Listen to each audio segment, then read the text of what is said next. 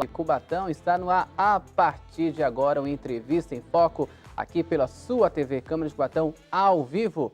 Hoje o nosso convidado super especial é ele, Daniel Amaral, um jovem empreendedor tão querido na nossa cidade, cubatense tão querido, tem sido destaque na nossa cidade, região e no Brasil afora também, foi até matéria em sites muito importantes aí na nossa Baixada Santista e no Brasil. Daniel Amaral é o nosso convidado de hoje do programa Entrevista em Foco. Lembrando que você pode já estar participando da nossa live no Facebook, TV Câmara Cubatão, mandando suas perguntas, suas dúvidas, e também estamos ao vivo em parceria com a TV Polo pelo Canal 11. Daniel, seja bem-vindo, obrigado por ter aceito o nosso convite.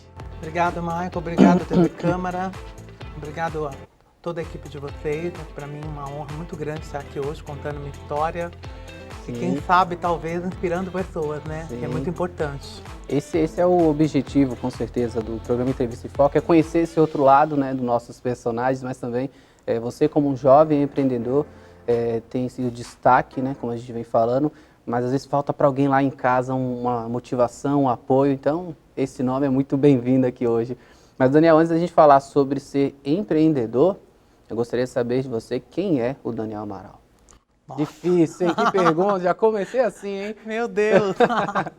Bom, eu sempre brinquei muito que eu sou um emaranhado de emoções, porque eu tenho 36 anos, vou fazer 37 em outubro, então eu sou tudo aquilo que o meu signo não é, porque eu sou Libra, mas meu lado ascendente Leão sempre falou mais alto. Eu não tenho vergonha nenhuma em assumir que eu gosto de brilhar e gosto de reinar e estar à frente. Mas, nessa questão toda do emaranhado de emoções, eu sou uma pessoa que sempre correu muito em busca daquilo que desejo. Eu nasci, fui criado em Cubatão por uma família que não é nascida em Cubatão, mas morou em Cubatão muitos anos, desde acho que 4 anos de casados, meus pais vieram morar aqui. E eu cresci nessa cidade, estudei nessa cidade, fiz e tenho bons amigos nessa cidade. Então, eu sou uma pessoa que corre atrás e não desiste nunca. Se eu fosse me resumir nesse sentido, seria essa a questão. Daniel Amaral é uma pessoa que corre atrás e não desiste nunca. Mesmo, como diz Maria Bethânia, tem um poema que chama Carta de Amor, que ela diz: sou como a haste fina, qualquer brisa verga, mas nenhuma espada corta. Rapaz, que aula, hein? Que forte, hein, Daniel? Caramba! Daniel, como é que foi a sua infância? Falar um pouquinho depois a gente quer saber um pouco mais do jovem, infância, sua juventude, como é que aconteceu tudo na sua vida ali? Muita coisa aconteceu, cidade muda, a gente muda, amadurece. Sim, olha, para começar, eu tenho muito orgulho em dizer que eu sou filho adotivo. Eu fui adotado aos 3 meses. Na verdade, com 3 meses eu fui morar com os meus padrinhos de batismo. A senhora Nélia e o senhor José Meirelles, que inclusive foi homenageado aqui quando faleceu nessa mesma Câmara. E eles são meus padrinhos de batismo. Com 3 meses a minha madrinha foi me visitar, eu estava doente, ela me levou para casa para cuidar. Fui ficando. Com 1 ano ela virou para minha mãe e falou: olha, agora está na hora de você levar seu filho para casa, porque a gente está se afeiçoando. E a minha mãe, que vivia uma condição de vida um pouco precária, um pouco ou bastante, eu não tenho muito esse tipo de informação. Uhum. E ela não tinha condições de me criar e não quis no momento, pediu para que minha madrinha ficasse comigo mais um pouco. Esse um pouco, eu fui ficando mais um pouco, com 1 ano e 1 mês mais ou menos eu fui adotado, me tornei Daniel Amaral, porque eu era Daniel Nunes Veiga, filho de Marta e Nivaldo.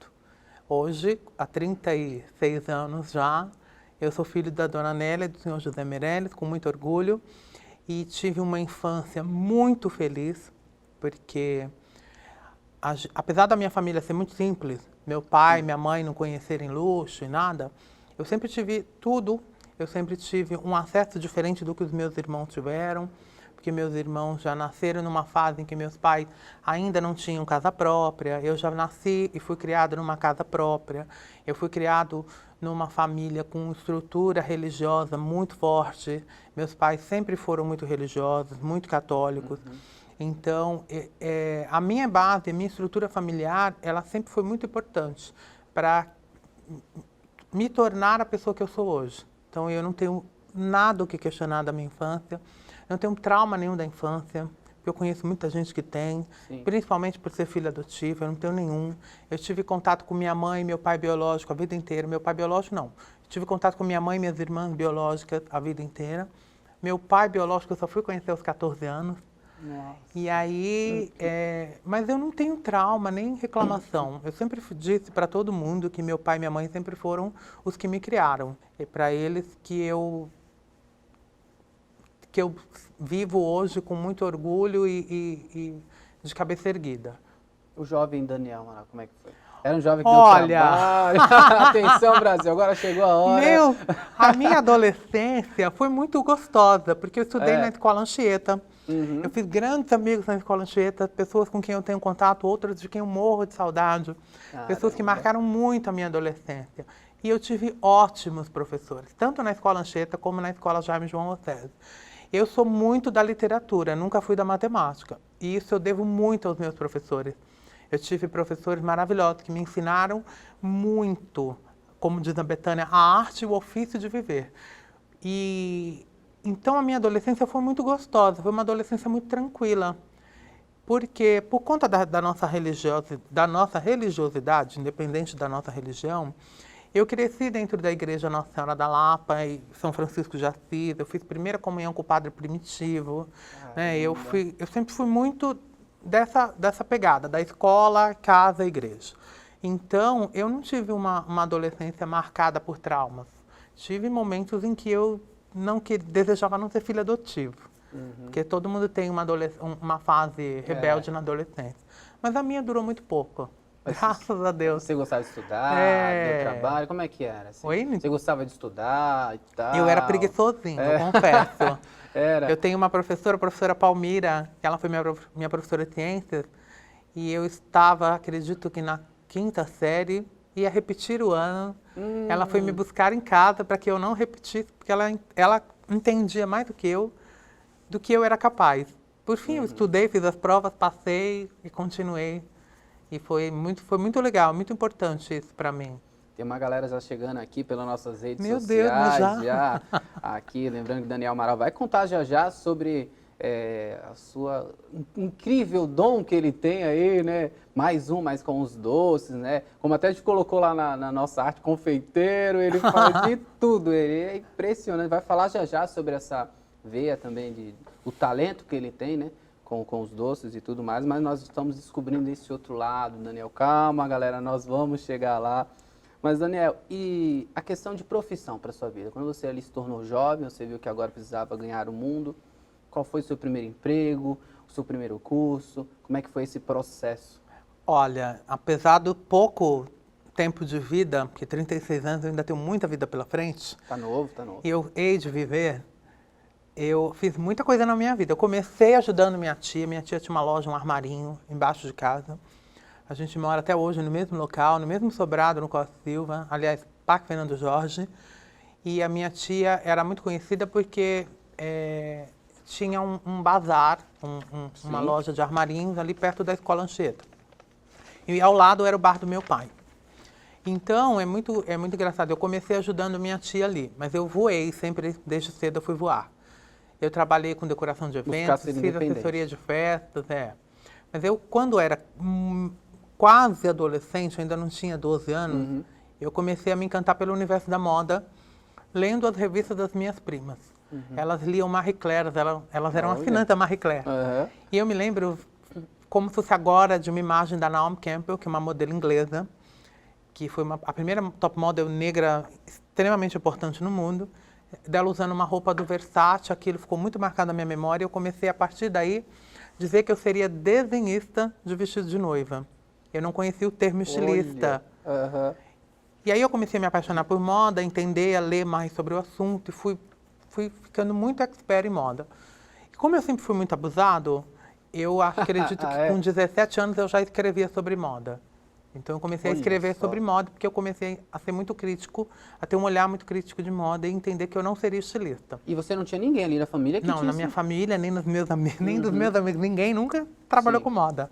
Depois, acredito que muita gente acabou se envolvendo nesse assunto, ou abriu loja, ou passou a entender do assunto, não por minha causa, mas acredito que por influência mesmo. Mas aí eu comecei a escrever sobre moda muito cedo, ajudei, colaborei com alguns jornalistas, inclusive famosos do Brasil, trabalhei em veículos muito bons, depois, né, de muito tempo. E aí, meu primeiro trabalho, na minha cabeça, foram esses, os trabalhos com moda. Eu customizava, inclusive eu dei aula na Fábrica da Comunidade num projeto de geração de renda para a população carente, dei aula na Vila Natal, Vila Noel, dei aula na Vila Esperança, eu dei aula nas cotas, dei aula no Costa e Silva, na Fabril, em vários lugares, através do projeto da Fábrica da Comunidade, que é um projeto que eu acho que devia muito voltar. Era um projeto de geração de renda muito importante para Cubatão e ajudou muita gente, formou muita gente bacana. Inclusive, eu sempre disse que eu mais aprendi do que ensinei. Mas eu também fiz muita coisa. Eu trabalhei com decoração de eventos em Santos, fiz assessoria de eventos. Depois, aí de fato eu me tornei sem formação acadêmica, mas me tornei jornalista, porque eu fui trabalhar em veículos realmente importantes do Brasil. Que você tinha um dom da fala também, eu sempre tinha um olhar, tive, né, essa participação. Eu sempre escrevi muito bem. Então eu sempre tinha um olhar, até hoje tenho, um olhar muito crítico para a criação de moda. Olha que legal. E aí eu trabalhei, ajudei textos na Folha, no Estadão, mas o meu primeiro trabalho muito importante no mercado de moda foi numa editora chamada Drops, que era uma revista, fazia uma revista de bolso. Depois a editora assumiu a revista de bordo da Companhia Avianca. Então eu tinha colunas na revista de bordo da Companhia Avianca. Aí eu saí da Avianca, fui trabalhar na revista Top Magazine, que é uma revista do mercado de luxo, que foi a revista que mais me abriu portas, que me levou para viajar, para conhecer outros países. Isso tudo com quantos anos aí nesse mundo aí? Eu estou sem trabalhar no mercado editorial há uns 6 anos. Então foi bem atual tudo. Foi. Você O meu tava último nesse trabalho boom no mercado todo aí. editorial foi na Editora Globo, mas eu era só colaborador. Corrigia textos para o Instagram da Globo Condenaste, que é o grupo do mercado de luxo da Editora Globo. Você tinha escolhido a moda ou a moda te escolheu? Eu sempre disse que eu sempre achava que eu tinha escolhido a moda, mas a moda me escolheu. Primeiro contato que eu tive com moda de verdade, de estar no mundo da moda, foi quando o São Paulo Fashion Week ainda era Morumbi Fashion e ainda desfilava as coleções, aliás, eram desfiladas no Morumbi, no Shopping Morumbi, que era o patrocinador. Quando o evento mudou de nome, que a coisa ficou internacional, se tornou São Paulo Fashion Week, e os jornalistas internacionais vinham de qualquer lugar do mundo para cobrir o evento, eu fui ao primeiro São Paulo Fashion Week. Caramba, Então foi muito importante, porque eu não tinha credibilidade nenhuma, nem em Cubatão, nem em São Paulo. Sim. Mas eu já estava lá. Graças à minha curiosidade, ao meu clique e meu cutuque na pessoa certa. Eu sempre fui muito antenado quem eram as pessoas importantes do mercado da moda, quem eram as pessoas importantes do mercado das artes, da gastronomia. Sempre fui muito curioso de ler e consumir, e consumo e leio até hoje sobre esses assuntos. Quem eram as pessoas certas. Então eu ia atrás das pessoas certas. Caramba, Eu tive oportunidades na vida que eu tenho amigos jornalistas diplomados, não tiveram, né? Mas não é por culpa deles, é porque eu instiguei esse mercado a me conhecer, né? Então... E esse olhar que você tinha assim, você acabava também dando um toque para os amigos, então quando o cara tá na moda... Olha, é muito engraçado que eu comecei, eu sempre recebi muita piadinha, por conta de não ser muito másculo e todas essas questões, né? Sempre fui muito feminino desde criança. Então, eu sempre escutei muita piadinha. Quando eu virei a bicha da moda, que eram assim que as pessoas me chamavam em Cubatão, no sentido pejorativo, eu comecei a criar um certo respeito, porque as pessoas começaram a perguntar o que usar. Aí teve uma vez que eu falei, gente, eu não sou personal stylist, eu sou crítico de moda, eu não tenho que ajudar ninguém a se vestir. Mas não adiantava, até hoje ainda tem gente que me manda foto. Ai, vou a um casamento, o que você acha que eu devo usar? Eu tenho 36 anos, faço doces há 8 anos, e até hoje ainda tem gente que tem esse estigma de que eu sou uma pessoa que ela pode confiar na hora de pedir uma dica de moda. Imagina, ainda mais para quem é seu amigo muito próximo, daí fala assim, meu Deus, eu vou ver o Daniel, vou ver com que roupa eu vou estar aqui, que ele vai falar, esse sapato não combina com isso, tem ainda isso dos amigos? Tem bastante. Eu sempre escutei muita piadinha, porque eu sempre fui muito além, muito à frente de todas as pessoas que eu conheci, principalmente de Cubatão. Em São Paulo, eu era mais um. Em Cubatão, eu me tornei uma pessoa, de certa forma, referente nessa questão da moda. É muito complicado isso, porque hoje eu me visto de uma maneira completamente diferente do que eu me vestia 10 anos atrás. Eu ainda tenho sapatos fashion, ainda tenho bolsas mais modernas, roupas um tanto transadas demais para a minha idade ou para os meus amigos, diferente do que eles, né, entendem como estilo. Mas eu estou bem mais sucinto hoje do que eu era 10 anos atrás. Muito mais. Olha, a gente tem trazido umas fotos suas aqui, né, para ver como é que é. Eu tenho uma coleção de anéis que eu não uso mais, uma coleção de coisas que eu não uso mais, porque a idade chegou.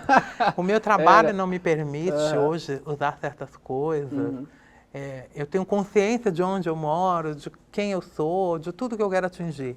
Então, certas coisas foram ficando de lado. A moda mudou muito também? Aquela moda a moda, sim, muito.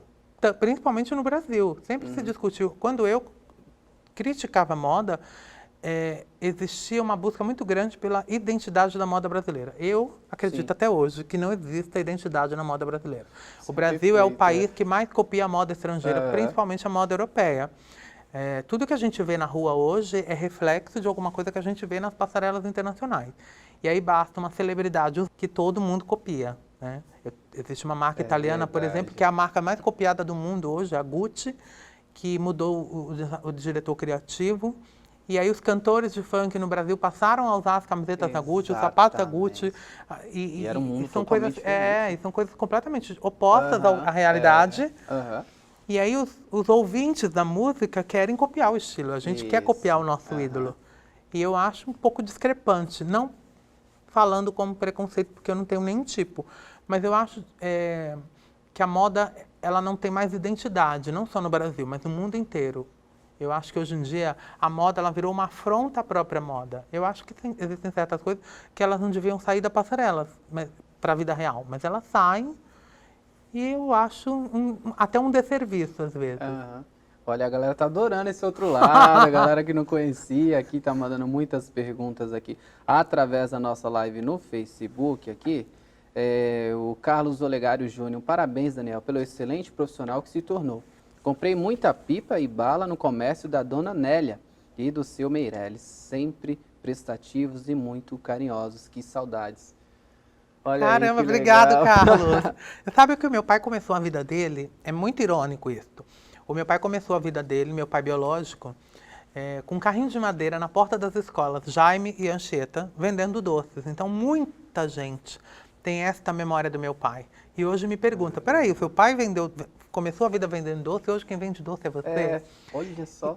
E ironicamente, o meu pai adotivo comprava doces do meu pai biológico para vender. Nossa. Então, acho que está no DNA de qualquer forma.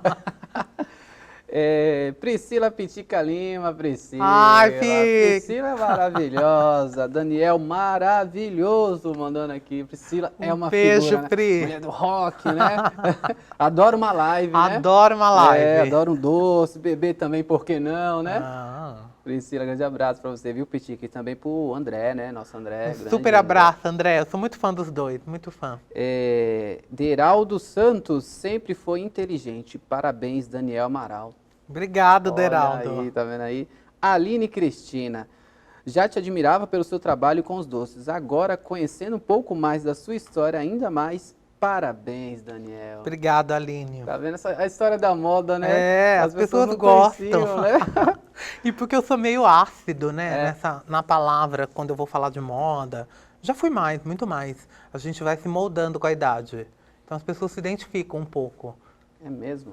Você porque eu sou corajoso, eu falo o que eu penso. Se alguém chega pra você e fala assim, Daniel, também você vai falar, você vai arrodeando, você fala, não tá legal. Não, eu nunca rodeei ninguém em assunto nenhum. Você chega na lata, não tá bom, muda isso aí. Depende, né? Depende da situação, do momento. Existem situações que a gente é obrigado a ficar de boca calada para não magoar. Mas eu sempre fui muito honesto e muito franco com as pessoas naquilo que eu penso, naquilo que eu sinto, a vida inteira. Acho Juliana... que transparece no brilho do olhar. Não é veneno não, às vezes, né? É olhar mesmo, né? Juliana Oliveira, o Daniel é um exemplo de originalidade e perseverança. Juliana Oliveira, grande abraço. Obrigada, Juliana. Um Fã-clube tá abraço. chegando, Brasil. A Maria Cacilda, parabéns, Daniel. Você merece muito sucesso. Manda um beijo, Maria. Tô morrendo de saudade de você. Olha aí. Eu ia te perguntar sobre essa questão da moda, já pra gente ir pra a questão dos doces aqui, que a galera, mas a galera gostou da moda, viu? O homem é mais difícil para você moldar sobre como se vestir, como o homem já mudou bastante, o homem tá mais metrosexual, tá mais cuidadoso. Olha, difícil não é, primeiro porque a roupa masculina é a roupa mais prática que existe. A calça, a camisa, uns shorts. Hoje em dia está muito mais moderno. A informação de moda, ela chega hoje para todo mundo. Quando eu comecei a quando eu comecei a escrever sobre moda, eu tinha que esperar a revista chegar na banca para ler, entender. Hoje o desfile acontece e a gente assiste ao vivo. O consumidor e o sonhador que sonha comprar aquela roupa, entendeu? Então, assim, na moda masculina, a moda masculina em si, ela não tem segredo.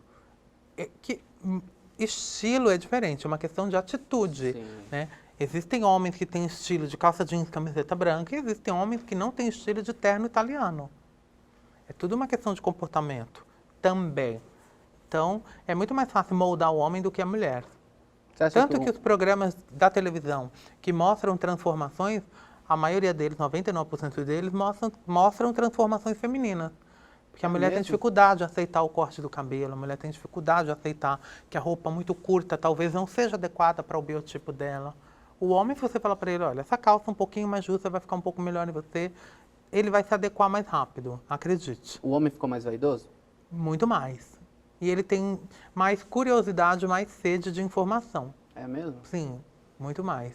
Você acredita que o homem hoje está buscando, hoje com tantas opções, ele está ficando... Antigamente o salão era para as mulheres, né? As mulheres ficavam muito tempo, né? E aí ficava... Hoje o homem tem que fazer a barba, tem aquela... alguma coisa de terapia para barba, um paninho quente, o cabelo é diferente, o homem se preocupou. Hoje em dia a informação fez com que o homem se sentisse mais tranquilo, né? O homem não vai se achar gay porque ele está no salão hoje em dia.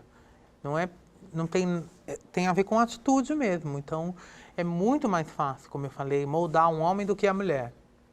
E o homem está aí para poder mostrar que tem estilo. A roupa hoje em dia, graças à informação de moda que é muito rápida e muda muito também, é muito volúvel, a roupa ela tem qualidade na loja de departamento e na loja da marca francesa, entendeu? Então, o homem, tanto é que existem hoje muito mais marcas de moda masculina do que existiam há 5, 10 anos atrás. Isso é verdade. Antigamente as marcas masculinas eram sempre focadas em roupas masculinas de alfaiataria. Hoje existem marcas masculinas focadas para roupa no dia a dia, roupa de festa, roupa de alfaiataria, roupa de praia. Existem 1 milhão de possibilidades hoje. E os jogadores hoje, né, com essa questão também que exatamente. são, né, os ídolos, tem né? essa questão dos jogadores serem ídolos e serem ícones de moda. Eu não acho nenhum deles ícone de moda, mas é apenas a minha opinião. Por favor, não fiquem descontentes com a minha opinião. Eu não acho que jogador de futebol nenhum é ícone de moda. Nenhum.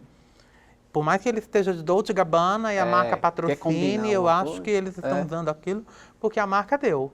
Porque eu sou da opinião de que personalidade, estilo, é você quem tem, é você quem conquista, é você quem escolhe. Não é alguém que tem que te vestir. Mas, porque às vezes de você fato, não tá transmitindo a sua imagem. Exatamente. Mas, de fato, os jogadores de futebol, eles popularizaram o estilo, a moda masculina. Vamos lá, gente. Alessandra Braga. Meu grande amigo Daniel, sucesso, você merece, adoro você, top, olha aí. Beijo, Ale. Mais elogio que isso, impossível, hein, Daniel? Ivan da Conceição, grande abraço para ele aqui participando também. Vejo o Daniel sempre com muito alto astral. Certamente essa energia o levará ainda muito mais longe. Grande Ivan. Não vejo a hora de voar. Ivan é uma figuraça também, já esteve aqui com a gente, gravando com a TV Câmara. Ivan, grande abraço para você. E uma pessoa que eu acho que você deve conhecer é uma tal de Cris Castanheira. Grande abraço para ela. Dani é um exemplo de vida inteligente e original. Sempre nos surpreendendo com seus doces maravilhosos. Olha Beijo, aí. Cris, eu sou muito seu fã. Faz tempo que não vê, né, Cris? Cris, grande abraço para você, viu? E tá chegando, meu Deus, gente, eu vou tentando falar aqui e as pessoas vão chegando. Felipe Figueira, Daniel incrível em tudo. Forte abraço, amigo. Felipe é meu fotógrafo favorito da vida. Aí, Felipe. Ele é meu JR Duran.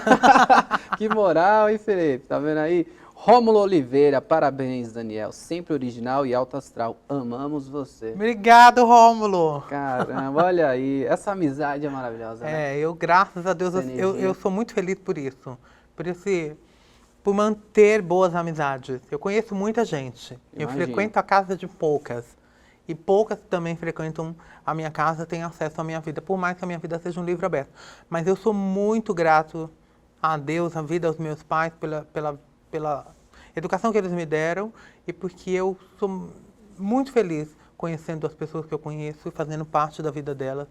E inspirando pessoas também. Isso não tem dinheiro no mundo que pague. Daniel, o fato de você ser sincero também, algumas pessoas acham que afasta, mas você acaba ganhando, né? Porque você vai... É lógico que nesse mundo tá bem difícil, mas ser original, como falaram assim, ser você, as pessoas veem confiança, veem que é uma pessoa fiel, uma pessoa honesta. Isso é legal para esse mundo hoje. Nem sempre. Tem muita gente que me critica exatamente por isso. Principalmente porque eu comecei a aparecer no Instagram e fazer lives ou fazer pequenos vídeos mostrando meu rosto, mostrando quem eu sou. E aí, antigamente a roupa era para mostrar a roupa que eu estava usando, hoje é para mostrar o que eu estou produzindo. E eu sempre sou muito sarcástico às vezes de brincadeira, e nem todo mundo consegue entender, nem todo mundo aceita. Eu recebo um pouco, bem menos crítica do que elogio, mas eu recebo, porque eu sou muito honesto. Eu falo, gente, pelo amor de Deus, vamos aprender a ler. Tá tudo escrito no texto. Vamos aprender. Eu falo, e tem gente que leva isso, acha que é um pouco desnecessário. Que bruto, né? Daí falar que, meu Deus do céu. Nossa, quem ele pensa que ele é? Ivana Conceição, grande abraço. Mike Santana sempre acertando nos convidados. É a nossa produção, agradeço a produção da TV Câmara de Cubatão, né? Toda a nossa equipe aqui que com certeza trabalha muito para trazer o melhor aqui para vocês. Mas agora já vou mandar continuando aqui. Quando eu tô terminando, chega mais gente aqui. Que bom hoje a audiência, bem legal da galera. Hoje com o Daniel Amaral, aqui na TV Câmara de Cubatão. Daniel, agora vamos se render, vamos trazer uma doçura à nossa entrevista, né? Olha, os olhos chegam a brilhar, porque chegou a hora de falar dos doces, como que entrou os doces na sua vida e como você viu que, caramba, esse mundo é o meu mundo agora. Então, eu sempre fui apaixonado por doce. Quando eu era criança, muito criança, a gente viajava, meu pai, minha mãe, minha irmã, provavelmente. Mas a memória que eu mais tenho da minha infância é de que quando íamos a Minas Gerais, a cidade de Aracitaba, onde minha avó morava, eu viajava no carro, daqui até lá com uma lata de leite condensado na mão. Era? E chegava lá, minha avó Maria fazia sempre um doce para mim. Eu adorava ir para a casa de minha avó, que era uma fazenda, eu já assistia novela, já tinha... Mesmo criança, eu já sonhava muito grande. E achava o máximo aquilo. Era uma fazenda muito simples, mas na minha mente, aquilo era o ápice do luxo. Parecia casa de novela, tinha banheira, sabe? E eu me lembro que quando eu viajava com a lata do leite condensado na mão, eu já ia daqui até lá pensando em qual doce minha avó ia fazer. E quase sempre a minha avó fazia brigadeiro. Quase sempre. Olha só. Eu viajava com a lata do leite condensado na mão. Ainda era aquele outro desenho, não existia a quantidade de marcas de leite condensado que existem hoje. E aí, é uma lembrança muito boa. Tanto que quando minha avó morreu, eu levei um choque muito grande, porque na minha cabeça, eu não ia mais comer brigadeiro, não ia mais comer o doce da minha avó. Mas a vida passou, eu fui crescendo, fui ficando adolescente, comecei a fazer brigadeiro em casa para comer.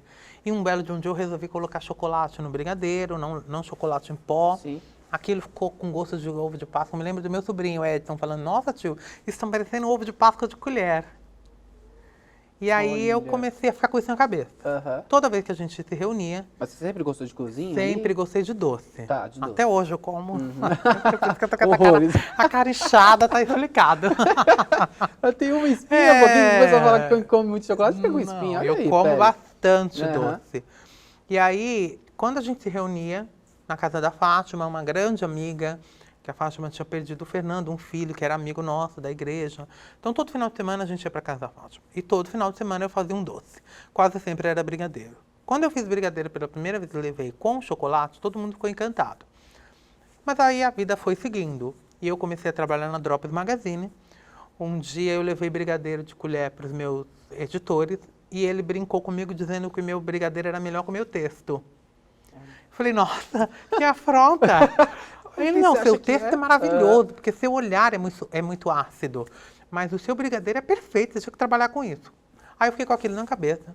Em São Paulo estava surgindo, isso há 8 anos atrás. Sim. Em São Paulo tinha surgido uma marca chamada Maria Brigadeiro, que por acaso é de uma jornalista chamada Juliana Motter. A Juliana tinha saído de uma revista da editora Abril e foi trabalhar e começou a fazer brigadeiro para poder sobreviver. Resolveu sair da editora Abril.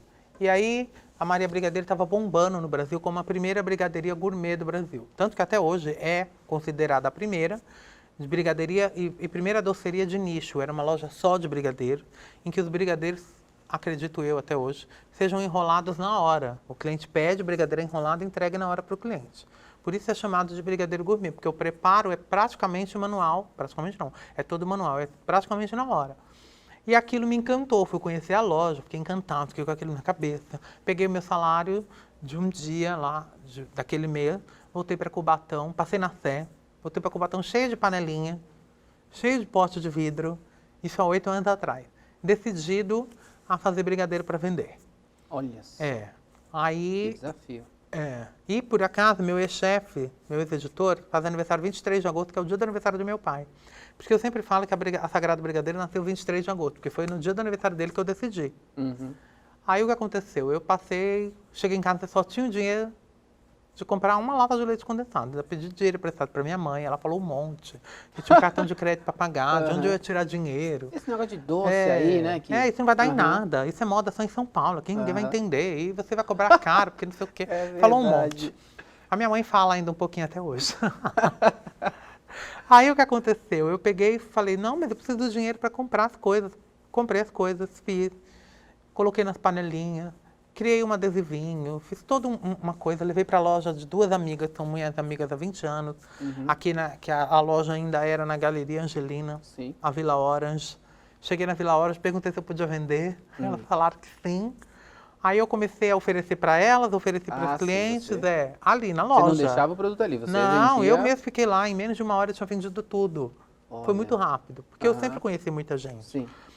Aí, um belo de um dia, eu escutei uma coisa, mas a bicha da moda vai fazer doce agora? Vai tirar de quem já faz? Porque eu conheço muita gente que faz doce. Aí eu falei, não, eu vou continuar fazendo, porque eu ganhava muito pouco na revista. E o muito pouco que eu ganhava, eu não pagava nem o sapato que eu queria comprar. Aí eu peguei, continuei fazendo brigadeiro para aumentar minha renda. Nunca tive pretensão nenhuma de fazer da Sagrado Brigadeiro uma empresa grande, ou uma marca muito grande, ou maior do que eu. Nunca. Eu sempre quis ser o Daniel Amaral que brilhava. Sim. A Sagrado Brigadeiro tinha que ser segundo plano. Sempre dei o melhor para poder Exatamente. E eu nunca quis abrir mão das oportunidades, do luxo que eu achava que eu levava na vida de jornalista em São Paulo. Sim. Aí o que aconteceu? Eu saí da Drops, fazendo brigadeiro esporadicamente, fui para a Top Magazine. Aí com a Top Magazine eu tive que ir morar em São Paulo. Morando em São Paulo eu não tinha como fazer brigadeiro lá, porque lá já tinha muito concorrente. Eu vinha para Cubatão nos finais de semana fazer brigadeiro quando tinha vontade, quando queria um dinheirinho extra. E a Sagrado Brigadeiro foi ficando grande, foi ficando grande. A demanda foi aumentando? Porque era só os finais de semana. Sim. Aí o que aconteceu? Um belo de um dia, trabalhando na Top Magazine, que era uma revista do mercado de luxo, fui entrevistar a Juliana Motter, a dona da Maria Brigadeiro, que ela foi me contar a história dela. Hoje eu estou passando por aquilo que ela passou. E ela virou para mim e falou assim, estava escrito no meu destino que eu tinha que fazer doce. Quando eu aluguei a loja da Capote Valente, acho que é na Capote Valente Pinheiro, a menina que ia ser minha sócia desistiu. Aí eu cheguei em casa chorando, peguei um livro para ler, dentro do livro tinha uma foto da mãe comendo um brigadeiro. Ela me contou. Ela entendeu naquele momento que ela tinha que continuar. E aquilo foi também, de certa forma, uma mensagem de que eu deveria investir e continuar aquilo. Aí meu trabalho em São Paulo começou a ficar muito pesado, porque eu comecei a ser boicotado na redação, elas não queriam mais que eu fosse para os lugares, porque todas as assessorias de imprensa queriam que eu fosse para os eventos. Eles não queriam mais ninguém na redação, queriam que eu fosse. Aí aquilo começou a pesar na cabeça clima. das editoras, do meu ex-chefe, que eu estava chamando muita atenção, estava ficando maior que a revista. Aí eu resolvi pedir demissão, eu saí da Top Magazine, Meu Deus. Aham. voltei para Cubatão, Eu imagino a faltando sua 2 cabeça semanas ali. para uma Páscoa, em 2016 isso. Aí eu falei, vou fazer o quê? Vou fazer doce, vou fazer Páscoa. Imagina contando isso pra família, pedir Não, demissão. meu pai quase infartou. A minha mãe quase infartou. Você vai sair, e agora? E suas viagens? Todo mundo preocupado com a minha viagem. Eu tenho amigos até hoje que falam, eu não consigo acreditar que você parou de trabalhar no mercado editorial. Eu falei, ué, mas eu não era feliz. Adianta estar em Paris? Adianta, gente. É sempre vivida, né? Adianta. Eu preferia estar em Paris. É, do que quem não até- queria, né? Principalmente nessa situação catastrófica Ia que a ser gente está vivendo hoje no mundo. maravilhoso, mas, né? É. Porém, Aí eu entretanto, peguei, fiz uma Páscoa, foi uma loucura. Passou a Páscoa, as vendas caíram. Natural, toda Páscoa isso acontece. Aí eu fui para São Paulo conversar com uma amiga, ela trabalhava com o Duda Molinos, e eu fazendo brigadeiro em Cubatão. Falei, não, eu não quero vir morar em São Paulo de novo, estou cansado. Ela falou, mas é com o Duda Molinos, você vai ser assessor dele, vai trabalhar para ele. Olha as portas que vão se abrir. Eu falei, tá bom, fui para São Paulo. Aí eu fiquei de novo nessa, de subir, trabalhava lá, morava lá, e finais de semana fazer brigadeiro aqui. Só que chegou uma hora que foi ficando cansativo. Eu comecei a perceber que eu gostava mais de fazer brigadeiro do que morar em São Paulo e ter um look por dia. Porque eu trabalhava no mercado de luxo também, era Duda Molinos, os maiores maquiadores do Brasil. E eu fazia tudo com o Duda, todas as campanhas, em muitas coisas eu acompanhava. Então, eu tinha acesso, conhecia pessoas que eu nunca imaginei na minha vida que eu fosse conhecer. E aí, só que aquilo começou a ficar pesado. Um belo de um dia eu descobri que eu estava com depressão. Eu contei para o Duda, passei pelo mesmo psiquiatra que ele, e eu falei para o psiquiatra que eu queria ir embora. Porque eu não queria mais ficar lá, porque eu tinha medo de morar em São Paulo sozinho. Por mais que eu estivesse sempre acompanhado de muita gente, eu ia ficar sozinho. Aí ele falou, então você peça demissão e volta para sua casa. Pedi demissão, meu, e aí voltei para Cubatão, voltei fazendo doce aos poucos, porque as pessoas já tinham desacostumado da Sagrado Sim. Brigadeiro. Para muita gente já não existia mais. Eu fui fazendo doce aos poucos, fui novamente, né, mais uma vez, recomeçando. Aí, depois que eu trabalhei com Duda, eu nunca mais tive um trabalho fixo, com carteira assinada, eu não quis. Só que eu não levava tão a sério. Ainda na minha cabeça, eu ia um dia voltar para São Paulo, ia voltar para o mercado editorial. Ainda na minha cabeça, eu não ia viver de doce, eu não ia fazer doce, não ia ter uma marca de doces, né? Só que isso, de fato, se tornou muito maior do que eu.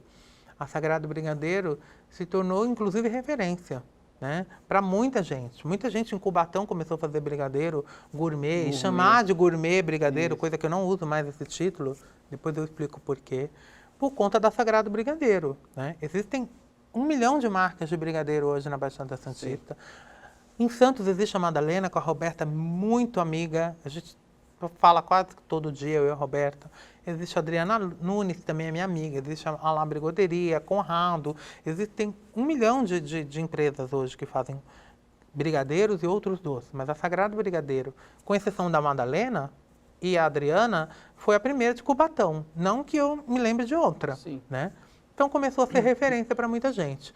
Até porque eu sempre pensei em brigadeiro fora da caixa. Eu nunca pensei só no brigadeiro enroladinho ou só no brigadeiro de colher. Eu faço bombonieres, eu faço taças com brigadeiro, faço coisas que as pessoas começaram a fazer por minha causa. Não por minha causa, por conta da inspiração que a Sagrado Brigadeiro se tornou. Mas, como eu falei, eu não levava isso a ferro e fogo. Eu trabalhava esporadicamente quando eu queria ter dinheiro no bolso. um hobby, né? Mas aí em 2018... no dia 15 de julho de 2018. É bom para as datas, hein, também. É porque é muito forte essa data para mim, e você vai entender por quê. O meu pai e minha mãe foram para Aparecida. Meu pai, o senhor José Meirelles, que inclusive foi homenageado aqui nessa Câmara, Sim. eles foram para fazer uma viagem para Aparecida. Ele fez tudo que ele tinha vontade e ele simplesmente entrou no ônibus, sentou, fechou os olhos e morreu. Meu Deus. E meu pai, ele falava na excursão, porque as pessoas me contam essas histórias, que aquela viagem ia ficar para a história, que ninguém nunca ia esquecer aquela viagem. Ele botou a mão no chão, que aquela terra pertencia a ele. Então tem um significado muito grande, né? E meu pai amava passarinho, então eu passei a olhar os pássaros, passei a olhar a natureza de uma maneira completamente diferente. E aí, graças a Cláudia, dona da Vila Monarca, que é uma loja aqui em Cubatão, eu não desisti da Sagrado Brigadeiro, porque a minha vida deu um giro, eu não sabia o que fazer, eu fiquei perdido. E agora? O que eu vou fazer da minha vida? Eu não quero fazer brigadeiro. A Cláudia me pegou pela mão, igual mãe faz com o filho, e falou, não, você não vai desistir, você vai continuar. A Vila Monarca está de portas abertas, você pode vir para cá, pode fazer os doces que você quiser, pode fazer a venda que você quiser, ocupar o espaço que você quiser. A loja dela? É. E aí foi quando a Sagrado Brigadeiro foi se tornando novamente uma marca referência, foi se tornando maior do que eu, as pessoas foram aceitando a questão da Sagrado Brigadeiro. Não tem um cardápio fixo, porque até hoje eu não tenho um cardápio fixo, eu não gosto de produto fixo. Existem produtos que não saem nunca do cardápio, brigadeiro de colher, bolo de cenoura e tal. Mas eu não fico focado em uma coisa só. Eu toda hora invento alguma coisa, ou resgato, ou crio. E assim, a Sagrado Brigadeiro foi se tornando uma marca conhecida, por conta da Vila Monarca principalmente, né? E aí, com essa questão da Vila Monarca e da morte do meu pai, o que eu fiz, ao invés de ficar estagnado dentro de casa, reclamando da vida, de braços cruzados, esperando algum milagre acontecer, eu descruzei os braços e fui trabalhar. E aí tem uma história que é um pouco complicada, porque a Vila Monarca me abriu muitas portas, mas eu comecei a me sentir incomodando a Vila Monarca. Porque chegou a ter situações de ter fila na porta para entrar. E aí eu resolvi, do ápice da minha arrogância, que eu tinha que ter um espaço só meu. Só que eu não tinha o dinheiro para poder ter um espaço só meu. Então eu fui atrás de um investidor. Aí, a princípio, o espaço seria aqui na Miguel Couto, não deu certo. A minha mãe tinha uma loja desalugada, falou para mim, então você monta aqui. Montei do jeito que eu queria, com um espaço com uma cara de lounge, não tinha cara de loja, né? Tinha uma coisa meio lounge, meio sala de casa. Tinha sofá, mesa de jantar. Era muito diferente, Porque eu nunca gostei de lugares muito clichês. Eu não gosto de nada clichê. Até o meu brigadeiro enrolado eu falo que ele não é clichê, porque ele não é clichê. Eu uso chocolate 70% cacau na composição. Então, isso há dois lados da moeda, né? Tem o lado glamour e tem um lado perigoso. Porque quando você oferece muito glamour, você pode assustar o cliente. Sim. Então, é meio perigoso. Mas hoje eu tenho consciência do que eu quero, do que eu faço e do que eu gosto. E ele entende o porquê. Exatamente. O cliente que compra, ele não questiona o valor, porque ele sabe o que ele está comprando, né? E eu ofereço a mesma qualidade, o mesmo produto desde sempre. Eu posso melhorar. Piorar, não. Então, eu sou muito crítico com isso. Eu falo que eu só vendo aquilo que eu gosto de comer, por exemplo. Eu custei fazer ninho com Nutella, porque eu tenho pavor de ninho com Nutella. Eu acho essa uma combinação extremamente ruim no meu paladar. Mas eu custei a fazer e fiz. Hoje eu não faço mais, porque eu tirei os bolos de colher do cardápio. Mas já vamos chegar lá. Aí o que aconteceu? Como eu falei, ao invés de ficar de braço cruzado, eu descruzei os braços e fui trabalhar. Só que eu montei um espaço que ficou um pouco fora da realidade do bairro, né? Eu brinco com a minha terapeuta que eu montei, não me interpretem mal, por favor, tá? Que eu montei uma loja muito Gonzaga no Sabuó, sabe? Coisas assim. Eu montei uma coisa muito Oscar Freire na zona X. Então, o cliente começou a ficar com medo. Aí eu comecei a perceber também que os clientes que compram o Sagrado Brigadeiro toda semana não aproveitavam do espaço. Iam lá, compravam, pegavam e iam embora.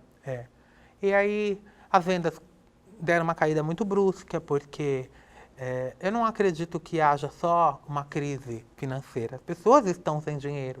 E há muita gente fazendo doce. No começo isso me incomodou muito. Hoje eu não me incomodo, muito pelo contrário. Se alguém me ligar perguntando como é que faz, eu ensino, inclusive, como é que faz. Ensino aquilo que eu sei, né? Óbvio. Aí eu comecei a ficar muito incomodado. Fiz um investimento muito grande no Natal, porque eu achei que com uma loja eu fosse vender mais. E aí eu não vendi no Natal o que eu esperava. Em janeiro eu tive uma crise de depressão muito grande e decidi que eu ia fechar. Meu Deus. Aí voltei atrás. Aí veio a pandemia. Aí veio toda essa situação catastrófica que a gente está vivendo hoje no mundo, não é só no Brasil. São 90 mil mortes no nosso país, né? As mortes em Cubatão já passaram de 130 mortes, mais de 2 mil casos. A gente vai começando a ficar preocupado. O que eu resolvi fazer delivery, que eu não fazia, e pronto, entrega. E aí o cliente pode ir lá, retira, ou eu mando entregar na casa deles com o motoboy. E aí a Sagrado Brigadeiro foi novamente renascendo das cinzas. E esses momentos, né, de idas e voltas, a questão de cliente, né, tinha essa questão da preocupação, né, de Sim. não fidelizar o cliente, tinha esse momento difícil, mas você sempre enfrentou. Sempre enfrento até hoje. Eu acho que às vezes o fato de ser muito franco tem dois lados, né? Isso é muito bom, mas também pode ser perigoso. Mas eu enfrento e eu não vivo de um marketing mentiroso. Vivemos hoje a era da digitalização e das mídias sociais em que as pessoas postam aquilo que elas querem postar, se é verdade ou não, né? E muitas vezes, muita gente posta que está bombando e não está. Eu nunca caí nesse golpe. Nunca. Tanto que eu parei de postar estoque, eu parei de postar quantas panelas eu tenho, quantas formas eu tenho, quanto eu vendo, quanto eu deixo de vender. Primeiro porque eu acho que isso, para quem está começando, é desmotivador. Você desmotiva uma pessoa que está começando. Se uma pessoa que está começando agora se inspira em mim, vê a quantidade o estoque que eu tenho de formas, a pessoa vai falar que nunca vai chegar no meu nível. Uhum.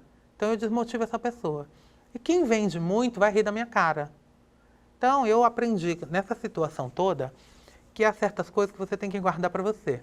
E que nem tudo que a gente vê nas redes sociais, principalmente em Instagram, é verdade. É verdade. Eu parei de seguir um monte de doceria, porque elas postavam e postam até hoje coisas que começaram a me incomodar. Por que fulana está vendendo e eu não? Então eu parei de seguir. Eu parei de olhar o trabalho de um monte delas. Eu sou amigo pessoal de algumas dessas doceiras da Baixada Santista, mas eu não olho o trabalho de todas elas, porque eu comecei a ficar incomodado. O que elas estão fazendo de diferente que eu não estou, né? Então, mas como eu tenho coragem de enfrentar todos os meus problemas, de encará-los, eu nunca neguei para o cliente de que eu estava passando por uma questão, por um problema. Quando eu fico doente, eu falo, gente, essa semana não vai ter nada porque eu estou doente, né? Porque eu sou uma pessoa sozinha. Eu tenho hoje uma assistente, mas se eu ficar doente, ela também não vai trabalhar. Eu não vou passar doença para ela. Não vou passar um resfriado ou alguma coisa, né? Então, eu sou muito consciente. Mas... E você quer sempre entregar o melhor. Exatamente, então, eu quero sempre entregar o melhor.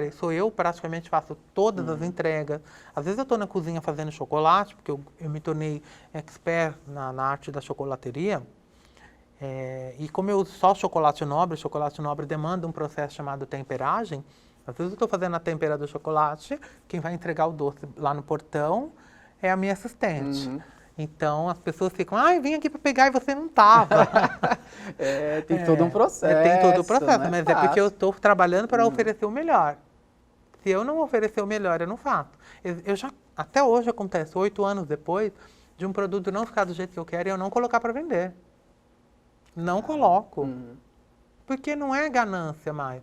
Nunca foi. Sim. Já teve a fase da ganância. Quando eu abri a loja, eu fui mais ganancioso do que esperançoso.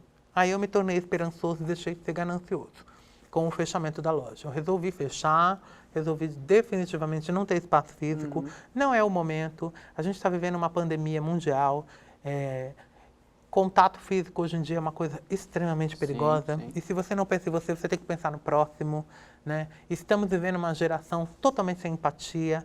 Então eu comecei a pensar em todas essas questões e decidi fechar a loja. E aí está muito mais fácil para trabalhar. E também tem outra questão nisso daí. Eu não fazia bolo de festa. Nessa pandemia, eu comprei 2 cursos de bolo de festa com 2 professoras extremamente renomadas do Brasil. Estudei, sabe? Porque eu estudo até hoje, eu vejo coisas até hoje, apostilas e cursos.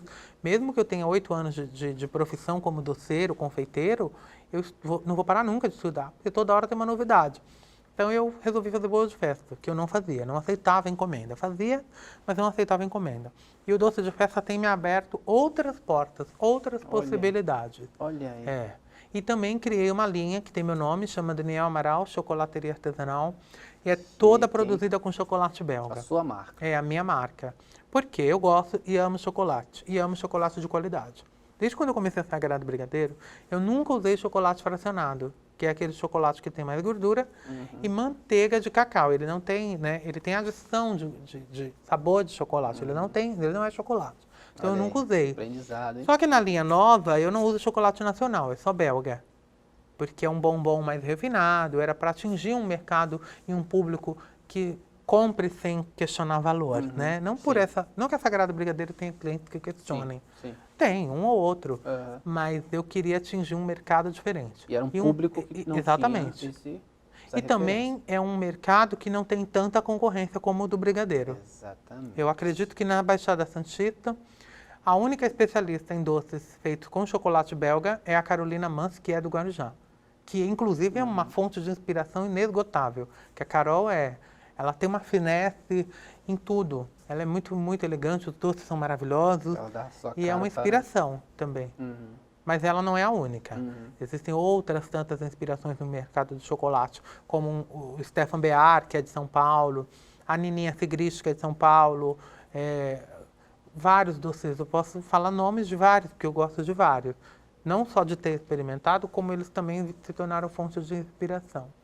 O Vandro Clementino, grande Daniel, parabéns por sua trajetória. Grande Vandro, abraço Obrigado, pra você. Vandro. Um abraço para você, um beijo para Neia. O Ademir tinha mandado aqui, gente, uma participação, mas eu acabei, não aparece mais aqui. A produção puder depois fazer um print do Ademir. Antes eu acho que era do Vandro, não aparece mais aqui na minha live. A Ângela Braga Cota, parabéns, meu irmão do coração. Você merece todo o sucesso. Amo você. Também te amo. Chegou a sessão beijos e abraços, hein? Atenção, Adri Galvão, novamente, Daniel, exemplo de vitória. Ai, obrigada. Olha aí. Cidia Santos Bione, Daniel é um lindo, fofo guerreiro. Torço, vibro e torço por ele. Amo esse menino. Cida, também te amo. Você é super especial, Sessão viu? beijinhos e abraços, hein? Vamos lá. Priscila Tibúrcio, te admiro muito, Daniel. Olha aí. Obrigado, Priscila. Um super beijo para você. José Antônio Dáurio da associação aí, teve com a gente aqui, né, semana retrasada aí, parabéns pela bela entrevista, realmente estamos numa época de reinventar. Quando essa pandemia acabar, irei procurar o Daniel para firmarmos uma parceria no programa de Nota Fiscal Paulista. José Dáurio. Muito obrigado, pode me procurar. Bem legal, José Antônio, um grande abraço para você, viu? Gabriel Gonçalves. Só produto de qualidade. A família 013 Burger, é isso, gente? Está junto com você. Aí, Gabriel, já fez aquele jabá, a gente aproveita aqui, a gente faz. Aqui a casa é nossa, TV Câmara. Desde o começo, né, Gabriel?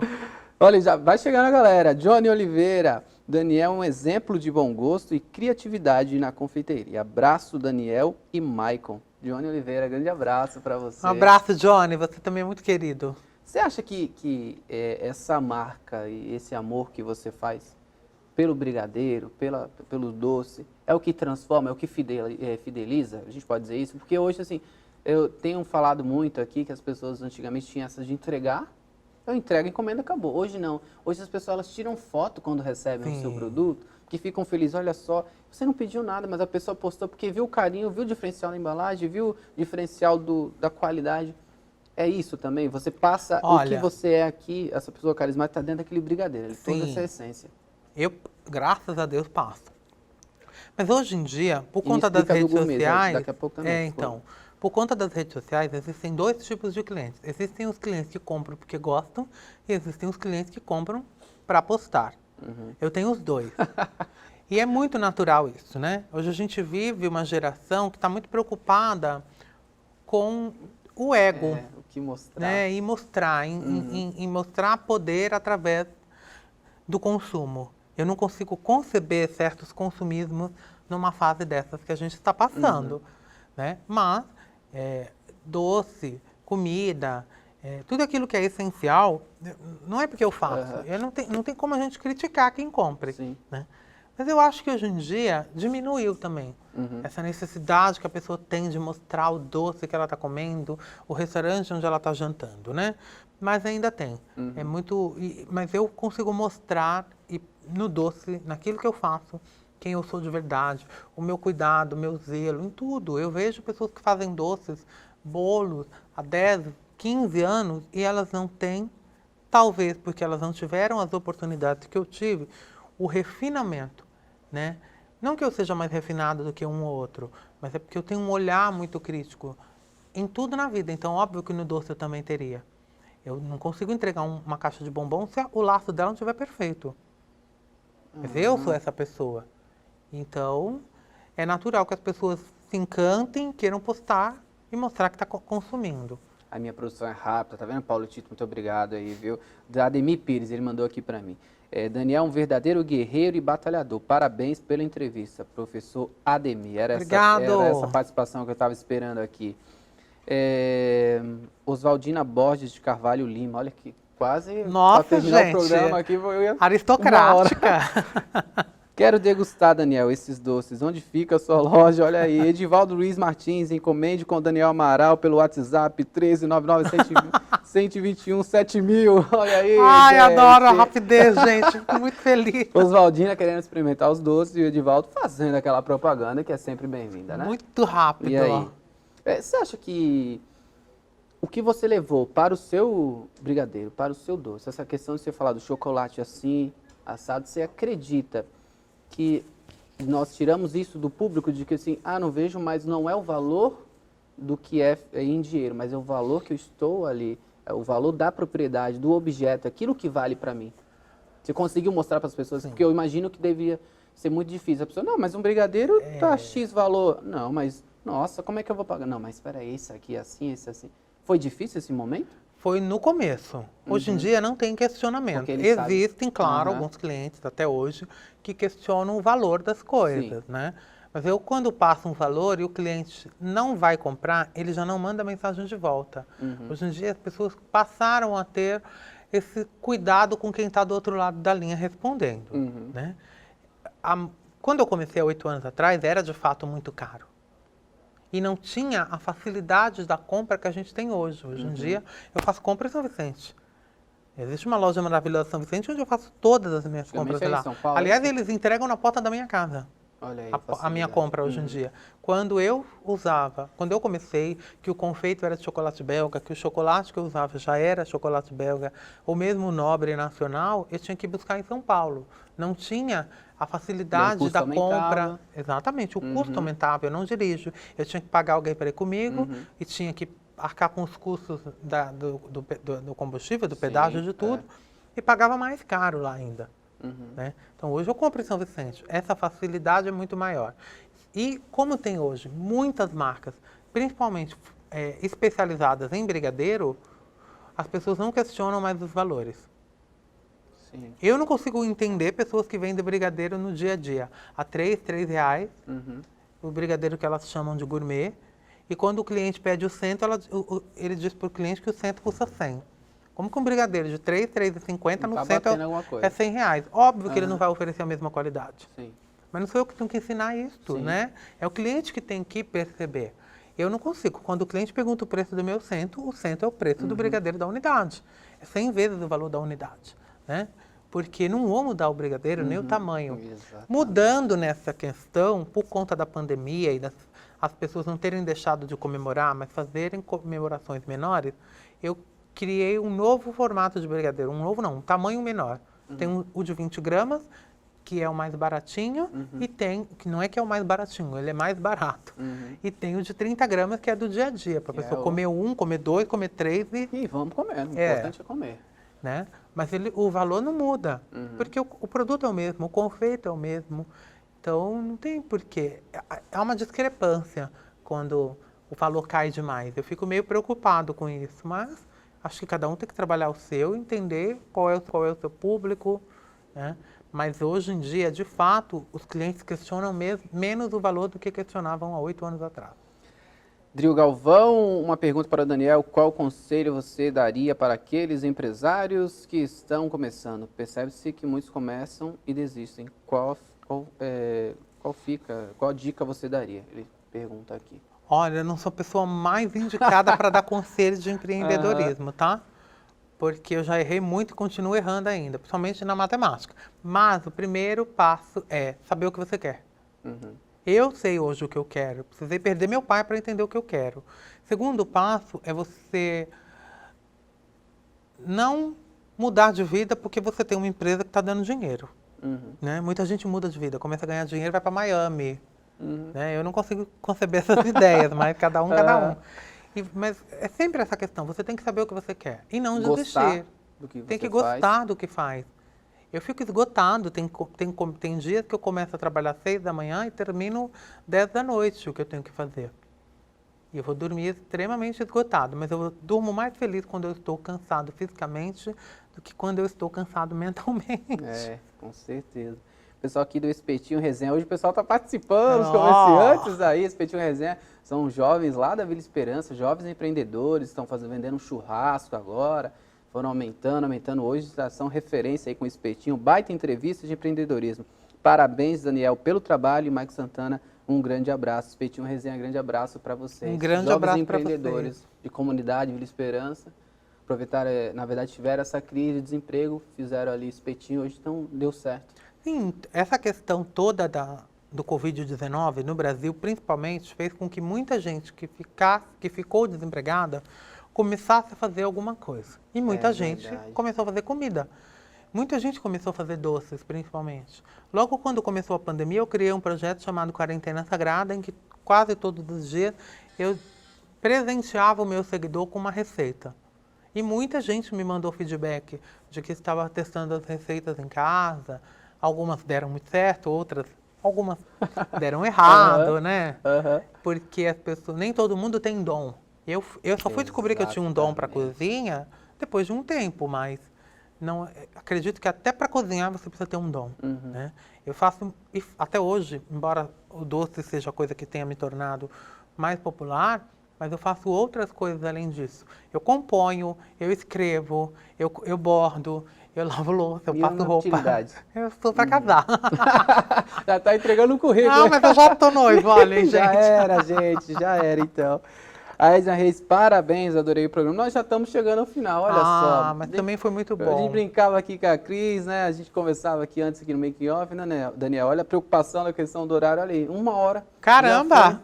Já foi 1 hora. Falo mais do que turca. Agradecer a participação de todo mundo aqui. O pessoal ainda está mandando aqui participação. Muito obrigado. Vai estar disponível a entrevista através do nosso Facebook, também do YouTube. Em breve, já deixa o convite aqui aberto para o Daniel para voltar novamente. Foi um sucesso. O pessoal da moda adorou. Depois nós vamos fazer um quadro Dicas da Moda. Vamos trazer fotos. Aí você vai dando. Muito legal também o pessoal conhecer esse outro lado. O pessoal gostou muito. Mas, Daniel, gostaria de agradecer a sua presença aqui. Esse é o papel da TV Câmara de Cubatão, levar informação, prestação de serviço e motivar as pessoas, né? E quando a gente pensa nisso, o seu nome foi levantado aqui, eu quero agradecer a Cris mais uma vez por essa ponte, né? Que nos ajudou a trazer você. Eu sei o quanto é difícil, o quanto é o corre-corre, mas assim, trazer você aqui foi levar referência para as pessoas, principalmente para o jovem empreendedor, então para aquelas pessoas que querem empreender, como você foi matéria, né? No Yahoo, em outras páginas também, em outros jornais, falando sobre esse exemplo. Então, muito obrigado, Jaré. Mas só uma última pergunta. O que falta para o Daniel Amaral? Eu começo difícil, termino difícil, né? Além de dinheiro. Mas eu acho que o dinheiro está faltando para o mundo inteiro, né? Olha, depois de tudo que eu passei em um ano, bom, depois que meu pai morreu e depois que eu abri a loja, fechei, tive 1 milhão de processos psicológicos, 1 milhão de coisas passando pela minha cabeça depois que eu abri, fechei uma loja. A loja faria 1 ano agora, dia 30 de agosto, e não durou porque eu não quis, né? Eu acho que não falta mais nada, porque eu estou muito mais determinado, muito mais disponível e muito mais disposto hoje, né? Então, aliás, esse é um conselho que eu dou para as pessoas. Se vocês não sabem o que vocês querem, eu não tinha certeza da loja. Então, se vocês não sabem o que vocês querem, não façam. Tenho certeza. Porque quando a gente tem certeza do que quer, a gente vai atrás, a gente consegue. Não depende de ninguém, depende da gente. Então não falta nada, além de dinheiro. uma passagem para Paris, né? Mas uma passagem para Paris, eu quero ficar no Ritz, tá, gente? Deixa um Insta também para a galera curtir, como é Pode que é? seguir, Sagrado Brigadeiro. E tem também Chocolateria Daniel Amaral, que é da linha nova. E essa semana tem especial Dia dos Pais, já lancei um catálogo super especial. A maioria dos doces são etílicos, tem bebida, tem whisky. Eu criei um brigadeiro de gin pro Dia dos Pais, que é uma criação exclusiva da Sagrado Brigadeiro. Atenção, novidade. Então tá bem legal essa semana Dia dos Pais. Aí se deixar a produção, a gente vai ter umas 2 horas Ah, meu conversando Deus. aqui. Daniel, muito obrigado sempre. Eu viu? que agradeço, foi uma oportunidade maravilhosa. Prazer te conhecer. O prazer foi todo meu. Eu quero agradecer toda a equipe da TV Câmara, a Cris, mandar um abraço para todo mundo, os meus seguidores, meus amigos da Sagrado Brigadeiro. E um super beijo para minha mãe, para meu pai, onde quer que ele esteja. Muito obrigado. Tá vendo aí? E o Diogo Galvão, Mike, parabéns pela entrevista. Daniel, um grande abraço. Galera, muito obrigado. Hoje, muitas participações. A galera entrou quase travando a internet aqui. Eu tive que pedir para a produção pegar no meu celular, volta com o celular para carregar, porque a galera participou. Muito obrigado mesmo pelo carinho. Esse é o papel da TV Câmara, trazer, né? Pessoas tão queridas. Então, vamos trazer para cá, vamos trazer, né? Essa é a oportunidade da gente compartilhar histórias. A você, um forte abraço e continue TV Câmara Cubatão. E até mais. Boa tarde, Cubatão.